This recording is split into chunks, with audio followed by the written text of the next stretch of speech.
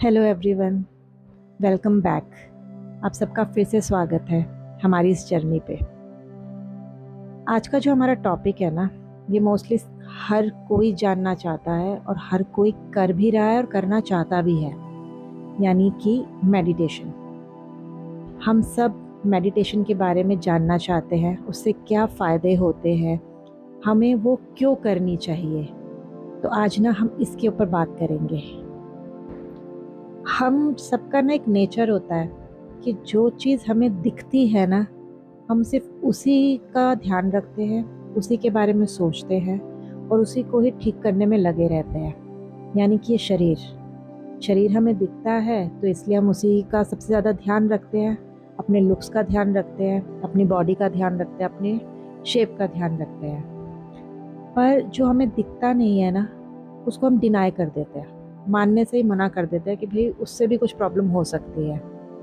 तो जो हमें दिखता नहीं है ना हमारी बॉडी में, वो है हमारे इंटरनल ऑर्गन्स। और जो सबसे बड़ा ऑर्गन है ना, वो है ब्रेन। जो हमें दिखता नहीं है पर वो हमारे शरीर का ना मदरबोर्ड है। और अगर यही मदरबोर्ड ख़राब हो जाए तो सारा सिस्टम ख़राब हो जाता है। तो जो ध्यान है ना, यानी मेडिटेशन, वो हम इसके लिए करते हैं ताकि हम अंदर जाके, यानी अपने शरीर से हटकर अपने अंतर मन को ढूंढें, अपने अंतर मन को देखें और देखें कि हमारे शरीर में ना क्या क्या ऐसा घट रहा है जो हम नोटिस भी नहीं कर रहे हैं। आप इसको इस तरह से समझिए कि हमारे पास एक टॉर्च है और वो हम टॉर्च ना एक बड़ी सी बॉल पे डाल रहे हैं। अब जहाँ पे उस टॉर्च की रोशनी जा रही है, हमें सिर्फ उतना ही एरिया दिखाई दे रहा है बॉल का, और सारा जो जिस पे रोशनी नहीं पड़ रही है ना, वो हमें नहीं दिख रहा, वो ब्लैक है। तो हम उसकी तरफ जाने की कोशिश भी नहीं कर रहे, हम पहचानने की भी कोशिश नहीं कर रहे कि वहाँ कुछ है। जो हमें दिख रहा है हम सिर्फ उसी पे फोकस कर रहे हैं। तो जब हम ध्यान करते हैं ना, तो अब ये जो रोशनी है ये और ज़्यादा फैल जाती है, यानी कि अब हम बॉल को और ज़्यादा अच्छी तरह देख पा रहे हैं। अगर हम उस रोशनी को और बढ़ा दें तो वो और अच्छी तरह देख पाते हैं, और हम अब वो एरिया भी देख पा रहे हैं जो हमें अभी दिख नहीं रहा था। तो ध्यान में भी यही होता है कि अभी तक तो हम सिर्फ अपने शरीर को देख रहे थे। द मिनट हम अपने अंदर यानी इन्वर्ट होते हैं, तो अब वो जो रोशनी है ना, जो अभी बाहर थी, अब वो हमारे अंतर्मन में आने लगती है। अब हम अपने अंदर जो चल रही भावनाएं हैं ना, उनको भी नोटिस करना शुरू करते हैं।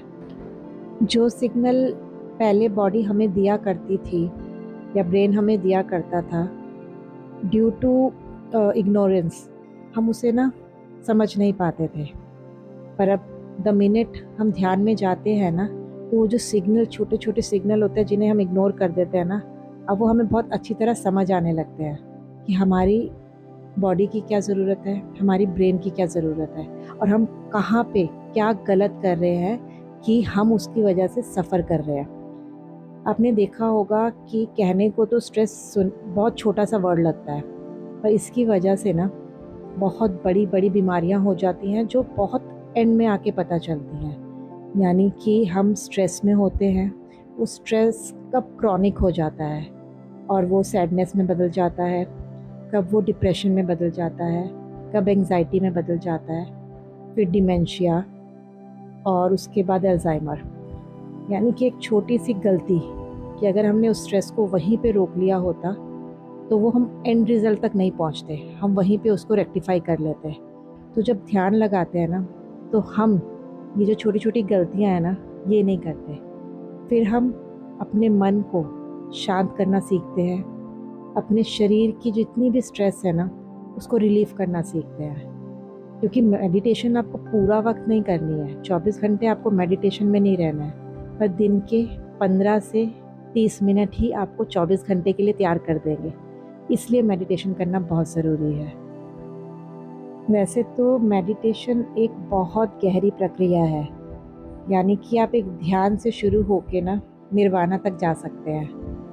पर ये जो ध्यान की जो पहली सीढ़ी है ना, कि अपने आप को जानना कि मैं ये शरीर नहीं हूँ, मैं ये मन नहीं हूँ, पर हूँ तो मैं इसी भौतिक जीवन में ना। तो इनको कैसे मैं ढंग से रख सकता हूँ ताकि जो मेरी सोल का सफ़र है वो इजी हो जाए।